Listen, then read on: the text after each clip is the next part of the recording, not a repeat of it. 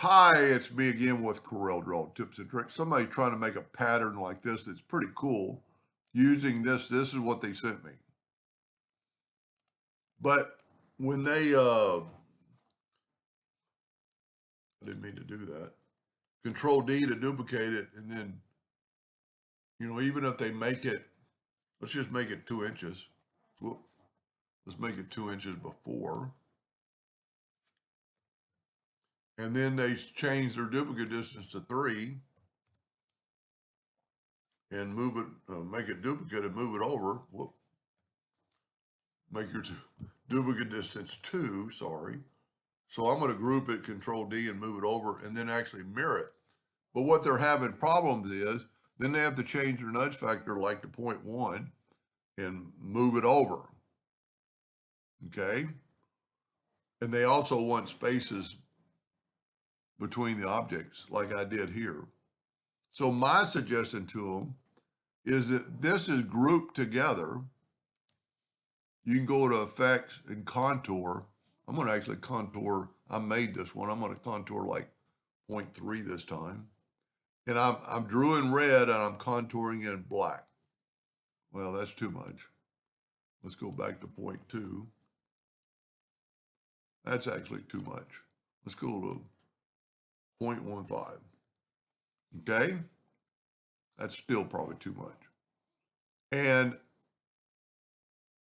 now that this is 2 inches, we can change our nudge factor to 2 inches. And we're going to hit the plus key, but then we're going to mirror it. You have to click off of it and then mirror it and then grab these two, hit the plus key and go twice. And then Corel will do the rest for you. And then it almost been easier to make it perfect. The one time I got my ratio locked, so I'm going to make it 5 inches. And now I'm going to set my nudge factor on 5. And I'm going to Control D or hit the plus key and do that. And then at this time, you can mirror that and then grab the whole thing and Control D and hit it twice.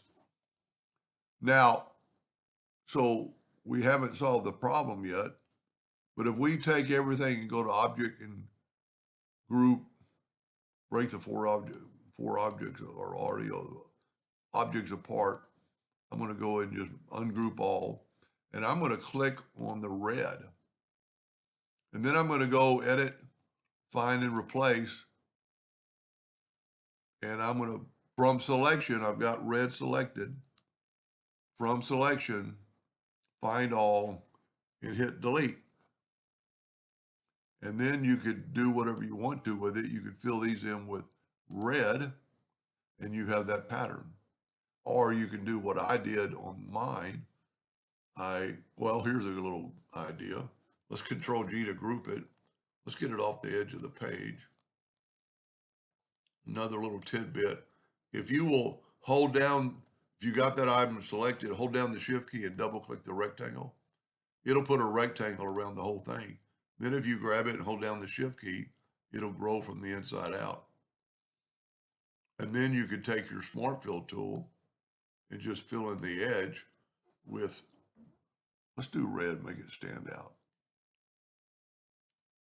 And you get that pattern. I think my first one looks a little bit better because I didn't contour as much. So it's more of a curved line. But you just need to play around with the curves. And but that would be because you could make anything, now that now you've lost your contour, but we'd have to just bring it over and get it close. And that was a problem he was having. So I did pretty good. And then select them all and make them that purple. Pretty cool little pattern. I hope that helped him a little bit, somebody in the future, and thank you for watching.